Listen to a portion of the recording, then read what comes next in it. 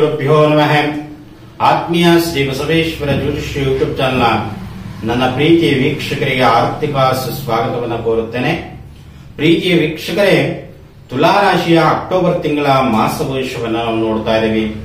ತುಲಾರಾಶಿಯವರಿಗೆ ಯಾವ ಗ್ರಹದಿಂದ, ಲಗ್ನಾಧಿಪತಿಯಿಂದ ಏನ್ ಲಾಭ ಇದೆ ಅಥವಾ ಪಂಚಮ ಸ್ಥಾನದಿಂದ ಏನ್ ಲಾಭ ಇದೆ, ಲಾಭ ಸ್ಥಾನದಿಂದ ಏನು ಲಾಭ ಇದೆ ಅನ್ನುವಂಥದ್ದು ತಿಳಿದುಕೊಂಡು ಬರೋಣ. ಮೊದಲನೇದಾಗಿ ಅಕ್ಟೋಬರ್ ತಿಂಗಳಲ್ಲಿ ಶರನ್ನವರಾತ್ರಿ ಬರ್ತಾ ಇದೆ. ನಿಮ್ಮೆಲ್ಲರಿಗೂ ಕೂಡ ತಾಯಿ ದುರ್ಗಾ ಪರಮೇಶ್ವರಿ ಸದಾಕಾಲ ಅನುಗ್ರಹವನ್ನು ಕೊಡಲಿ. ನಿಮ್ಮೆಲ್ಲರಿಗೂ ಆಯುಷ್ಯು, ಆರೋಗ್ಯ, ಐಶ್ವರ್ಯವನ್ನ ಕೊಡಲಿ ಅಂತ ಭಗವತಿ ಶ್ರೀ ದುರ್ಗಾ ಪರಮೇಶ್ವರಿಯಲ್ಲಿ ಪ್ರಾರ್ಥನೆಯನ್ನು ಕೂಡ ಮಾಡುತ್ತಾ ಮೊದಲನೇದಾಗಿ ಗ್ರಹಗಳ ಪರಿವರ್ತನೆಯನ್ನು ನೋಡಿಕೊಂಡು ಬರೋಣ. ಗ್ರಹಗಳು ತುಲಾರಾಶಿಯಲ್ಲಿ ರವಿ, ಬುಧ ಸ್ಥಿತರಾಗಿದ್ದಾರೆ. ಜೊತೆಗೆ ಕುಟುಂಬ ಭಾವದಲ್ಲಿ ಶುಕ್ರ ಸ್ಥಿತನಾಗಿದ್ದಾನೆ. ಜೊತೆಗೆ ಪಂಚಮದಲ್ಲಿ ಕುಂಭ ರಾಶಿಯಲ್ಲಿ ಶನಿ ಸ್ಥಿತನಾಗಿದ್ದಾನೆ. ಮೀನ ರಾಶಿಯಲ್ಲಿ ರಾಹು ಶ್ರೇಷ್ಠ ಭಾವದಲ್ಲಿ ಸ್ಥಿತನಾಗಿದ್ದಾನೆ. ಗುರು ಅಷ್ಟಮ ಭಾವದಲ್ಲಿ ತನ್ನ ಶತ್ರುವಿನ ಮನೆಯಲ್ಲಿ ಸ್ಥಿತನಾಗಿದ್ದಾನೆ. ನವಮ ಭಾವದಲ್ಲಿ 20ನೇ ತಾರೀಕುವರೆಗೂ ಕೂಡ ಕುಜ 9ನೇ ಸ್ಥಾನದಲ್ಲಿ ಇರ್ತಾನೆ. ನಂತರ 20ನೇ ತಾರೀಕು ನಂತರ ದಶಮ ಭಾವಕ್ಕೆ ಕುಜ ಸಂಚಾರವನ್ನು ಮಾಡ್ತಾರೆ. ಜೊತೆಗೆ ನಷ್ಟ ಭಾವದಲ್ಲಿ ಕೇತು ಸ್ಥಿತರಾಗಿದ್ದಾರೆ. ನಾವು ತುಲಾರಾಶಿಯಿಂದ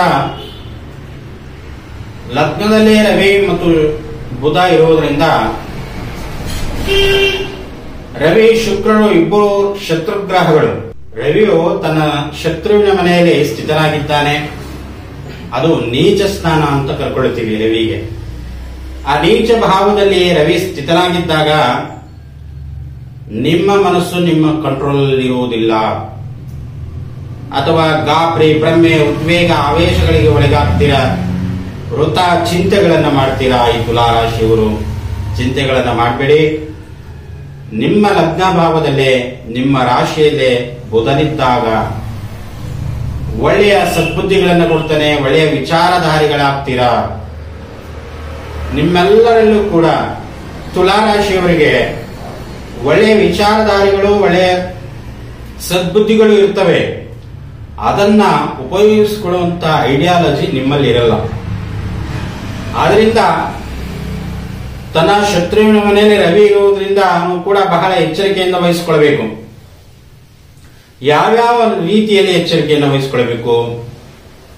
ತಮ್ಮ ಉದ್ಯೋಗದ ವಿಚಾರದಲ್ಲಿ ಆಗಿರ್ಬೋದು, ತಮ್ಮ ವ್ಯವಹಾರದ ವಿಚಾರದಲ್ಲಾಗಿರ್ಬೋದು, ತಮ್ಮ ದಿನನಿತ್ಯದ ಚಟುವಟಿಕೆಯ ಮೇಲೂ ಕೂಡ ಅದು ಬಹಳ ಪರಿಣಾಮವನ್ನು ಬೀರುತ್ತೆ ಅಂತ. ಯಾಕಂತಂದ್ರೆ ಒಂದು ರಾಶಿಯಿಂದ ಒಂದು ರಾಶಿಗೆ ರವಿ ಸಂಚಾರವನ್ನ ಮಾಡ್ತಾ ಇರ್ತಾನೆ. ಒಂದು ರಾಶಿಯಿಂದ ಒಂದು ರಾಶಿಗೆ ಹೋಗಕ್ಕೆ 1 ತಿಂಗಳ ಕಾಲ ಸಮಯ ಬೇಕು. ಆ 1 ತಿಂಗಳಲ್ಲಿ ಮತ್ತೆ ನಿಮಗೆ ಇನ್ನೊಂದು ಚಿಂತೆಗಳನ್ನ, ಪರಿವರ್ತನೆಯನ್ನ ಮಾಡುವಂಥದ್ದು ಈ ವಿಗ್ರಹ ಆಗಿರುತ್ತೆ. ಈಗ ನೀಚ ಸ್ಥಾನದಲ್ಲಿ ಇರುವುದರಿಂದ ಸ್ವಲ್ಪ ಎಚ್ಚರಿಕೆಯನ್ನು ವಹಿಸಿಕೊಳ್ಳಿ ಅಕ್ಟೋಬರ್ ತಿಂಗಳಲ್ಲಿ. ಹಾಗಾಗಿ ಕುಟುಂಬ ಭಾವದಲ್ಲಿ ಶುಕ್ರ ಇರುವುದರಿಂದ ಆರ್ಥಿಕ ಲಾಭ ಏನಿರುತ್ತೆ, ವ್ಯಾವಹಾರಿಕ ಲಾಭ ಏನೋ ಇರುತ್ತೆ, ಆದರೂ ಕೂಡ ಅರ್ಧದಷ್ಟು ವಿಪರೀತವಾಗಿ ಖರ್ಚುಗಳು ಇರುತ್ತೆ ಅನ್ನುವಂಥದ್ದು. ಈ ಖರ್ಚುಗಳನ್ನ ಕಡಿಮೆ ಮಾಡ್ಕೊಳ್ಳಿ, ಲಾಭವನ್ನ ಹೆಚ್ಚಿಗೆ ಮಾಡ್ಕೊಳ್ಳಿ ಅಂತ. ಜೊತೆಗೆ ಪಂಚಮದಲ್ಲಿ ಶನಿ ಇರುವುದರಿಂದ ಈ ತುಲಾರಾಶಿಯ ನವ ದಂಪತಿಗಳಿಗೆ ಸಂತಾನದ ಚಿಂತೆಯನ್ನ, ಕೊರತೆಯನ್ನ ಕಾಡ್ತಾ ಇರುತ್ತೆ. ಆದ್ರಿಂದ ತುಲಾರಾಶಿಯ ನವ ದಂಪತಿಗಳಿಗೆ ಕೆಲವೊಬ್ಬರಿಗೆ 2 ವರ್ಷ ಆದ್ರೂ ಆಗಲ್ಲ, 3 ವರ್ಷ ಆದ್ರೂ ಆಗಲ್ಲ, 5 ವರ್ಷ ಆದ್ರೂ ಆಗಲ್ಲ. ಏನಪ್ಪ ನಮಗೆ ಸಂತಾನ ಆಗ್ತಾ ಇಲ್ಲ ಅಂತಂದ್ರೆ ಈ ಅಕ್ಟೋಬರ್ ಕಳೆದ ನಂತರ ನಿಮಗೆ ನವೆಂಬರ್ ತಿಂಗಳಲ್ಲಿ ಬಹಳ ಉತ್ತಮವಾಗಿರ್ತಕ್ಕಂಥದ್ದು ಸಮಯ. ಆದ್ರಿಂದ ನವೆಂಬರ್ ತಿಂಗಳಲ್ಲಿ ಒಳ್ಳೆಯ ಸೂಚನೆಗಳನ್ನ ನೀವು ಕೊಡ್ತೀರಾ ಅಂತ. ಜೊತೆಗೆ ಶನಿಯ ಅನುಗ್ರಹವನ್ನು ಕೂಡ ಸಂಪೂರ್ಣವಾಗಿ ಇರುತ್ತೆ. ಚತುರ್ಥ ಹಿಮ್ಮುಖವಾಗಿ ಶನಿ ಸಂಚಾರವನ್ನು ಮಾಡ್ತಾ ಇರುವುದರಿಂದ ಸ್ವಲ್ಪ ಮಾತೃ ಸುಖ, ಮಾನಸಿಕ ಸುಖ, ದೈಹಿಕ ಸುಖ, ಆರ್ಥಿಕ ಸುಖ ವ್ಯತ್ಯಯಗಳು ಆಗ್ತವೆ. ಜೊತೆಗೆ ಶನಿ ಪರಮಾತ್ಮನ ಪ್ರಾರ್ಥನೆಯೂ ಕೂಡ ಬಹಳ ಮುಖ್ಯ ಆಗಿರ್ತಕ್ಕಂಥದ್ದು. ಶನಿ ಪರಮಾತ್ಮನ ಪ್ರಾರ್ಥನೆ ಮಾಡ್ಕೊಳ್ಳಿ, ನಿಮಗೆ ಒಳ್ಳೆಯ ಸಂತಾನ ಪ್ರಾಪ್ತಿಯಾಗ್ತದೆ ಅಂತ. ಜೊತೆಗೆ ರಾಹು ಮೀನರಾಶಿಯಲ್ಲಿ ಷಷ್ಠ ಭಾವದಲ್ಲಿ ಸ್ಥಿತನಾಗಿದ್ದಾನೆ. ಸ್ವಲ್ಪ ನಿಮಗೆ ರೋಗ ಬಾಧೆ, ಬೆನ್ನು ನೋವಾದ್ರೆ ಮೊಳಕಾಲು ನೋವು, ಮೊಳಕಾಲು ನೋವಾದ್ರೆ ತಲೆನೋವು, ಭುಜಗಳ ನೋವು, ಈ ತರವಾಗಿ ನಿಮಗೆ ಕಾಯಿಲೆಗಳು ಕಾಡ್ತವೆ ಅಂತ. ಈ ಕಾಯಿಲೆಯಿಂದ ವಿಮುಕ್ತಗೊಳಿಸಬೇಕು, ನಾವು ಆರೋಗ್ಯಕರವಾಗಿರಬೇಕು ಅಂತಂದ್ರೆ ರಾಹುವಿನ ಪ್ರಾರ್ಥನೆ ಮಾಡ್ಕೊಳ್ಳಿ.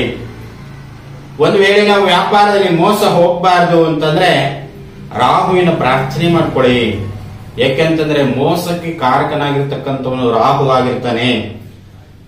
ನಿಮ್ಮ ದಿನನಿತ್ಯದ ವ್ಯಾಪಾರದಲ್ಲಿ ನೀವು ಮೋಸ ಹೋದ್ರೂ ಕೂಡ ರಾಹುವಿನೇ ಕಾರಕನಾಗಿರ್ತಾನೆ. ಅದು ಷಷ್ಠ ಭಾವದಲ್ಲಿದ್ದಾನೆ, ಅದು ರೋಗ ಸ್ಥಾನದಲ್ಲಿ ಇರುವುದರಿಂದ ಸ್ವಲ್ಪ ಆರೋಗ್ಯದಲ್ಲೂ ಕೂಡ ಎಚ್ಚರಿಕೆಯನ್ನು ವಹಿಸಿಕೊಳ್ಳಿ. ಉಷ್ಣ ಬಾಧೆಗಳಿಂದ ಕಾಡುತ್ತೆ, ಆ ಉಷ್ಣ ಬಾಧೆಗಳಿಂದ ಕೂಡ ಬಹಳ ಎಚ್ಚರಿಕೆಯನ್ನು ವಹಿಸಿಕೊಳ್ಳಿ. ಇನ್ನು ಅಷ್ಟಮದಲ್ಲಿ ಗುರು ಇರೋದ್ರಿಂದ ಸ್ವಲ್ಪ ಕಂಟಕ ಸ್ಥಾನದಲ್ಲಿ ಗುರು ಇರುವುದರಿಂದ ವಾಹನ ಓಡಿಸುವಾಗ ಬಹಳ ಎಚ್ಚರಿಕೆಯನ್ನು ವಹಿಸಿಕೊಳ್ಳಬೇಕು. ತಮ್ಮ ಆರೋಗ್ಯದ ಮೇಲೂ ಕೂಡ ಬಹಳ ಎಚ್ಚರಿಕೆಯನ್ನು ವಹಿಸಿಕೊಳ್ಳಬೇಕು.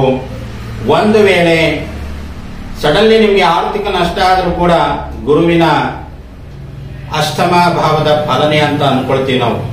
ಏಕೆಂತಂದ್ರೆ ಅಷ್ಟಮ ಭಾವದಲ್ಲಿ ಗುರು ಇದ್ದಾಗ ಅಷ್ಟೊಂದು ಶುಭ ಫಲಗಳನ್ನು ಕೊಡುವುದಿಲ್ಲ ಅಂತ. ಅದು ಬೇರೆ ಶತ್ರುವಿನ ಮನೆಯಲ್ಲಿ ಗುರು ಸ್ಥಿತನಾಗಿದ್ದಾಗ ಸಂಪೂರ್ಣವಾಗಿ ಫಲಗಳನ್ನು ಕೊಡುವುದಿಲ್ಲ ಅಂತ. ಇನ್ನ 9ನೇ ಭಾವದಲ್ಲಿ ಕುಜ ಸ್ಥಿತನಾಗಿರ್ತಾನೆ, ಅದು 20 ದಿವಸಗಳ ಕಾಲ. 9ಮ ಭಾವದಲ್ಲಿ ಕುಜ ಸ್ಥಿತನಾಗಿದ್ದಾಗ ಅದು ತನ್ನ ಶತ್ರುವಿನ ಮನೆಯಲ್ಲಿ, ಕುಜನೂ ಕೂಡ ಬುಧನ ಮನೆಯಲ್ಲಿ ಶತ್ರುವಿನ ಮನೆಯಲ್ಲಿ ಕುಜ ಇರುವುದರಿಂದ ಅರ್ಧದಷ್ಟೇ ಫಲಗಳನ್ನು ಕೊಡ್ತಾನೆ ಅನ್ನುವಂಥದ್ದು. 20ನೇ ತಾರೀಕು ನಂತರ ಕುಜ ಕರ್ಕಾಟಕ ರಾಶಿಗೆ ಪ್ರವೇಶ ಆಗ್ತಾನೆ, ಅವಾಗ ನಿಮಗೆ ಸಾಧಾರಣ ಫಲಗಳನ್ನು ಕೊಡ್ತಾನೆ ಅನ್ನುವಂಥದ್ದು. ಕೇತು ನಷ್ಟಭಾವದಲ್ಲಿ ಇರೋದರಿಂದ ಅರಿಯಲಾಗದಂತಹ ಕನಸುಗಳು, ಸ್ವಪ್ನಗಳು ಬೀಳುವಂತದ್ದಾಗ್ತದೆ. ಅದಕ್ಕೆ ಪರಿಹಾರವನ್ನು ಗಣಪತಿ ಪ್ರಾರ್ಥನೆ ಮಾಡ್ಕೊಳ್ಳಿ, ಸಂಕಷ್ಟರ ಗಣಪತಿ ಪ್ರಾರ್ಥನೆ ಮಾಡ್ಕೊಳ್ಳಿ. ಸಂಕಷ್ಟರ ಗಣಪತಿ ಯಾರು ಪೂಜೆಯನ್ನು ಮಾಡ್ತಾರೋ, ಯಾರು ಪೂಜೆಯನ್ನು ಮಾಡಿಸ್ತಾರೋ ಮಹಾಗಣಪತಿಗೆ ಅಷ್ಟೇ ಶುಭ ಫಲಗಳನ್ನು ತಾವು ಕಾಣ್ತೀರಾ ಅಂತ. ತಮ್ಮೆಲ್ಲರಿಗೂ ಕೂಡ ನನ್ನ ನಮಸ್ಕಾರಗಳು. ಶ್ರೀ ಬಸವೇಶ್ವರ ಜ್ಯೋತಿಷ್ಯ ಯೂಟ್ಯೂಬ್ ಚಾನಲ್ ತಾವು ಸಬ್ಸ್ಕ್ರೈಬ್ ಮಾಡೋದನ್ನ ಮರಿಬೇಡಿ ಅಂತ ಹೇಳಿ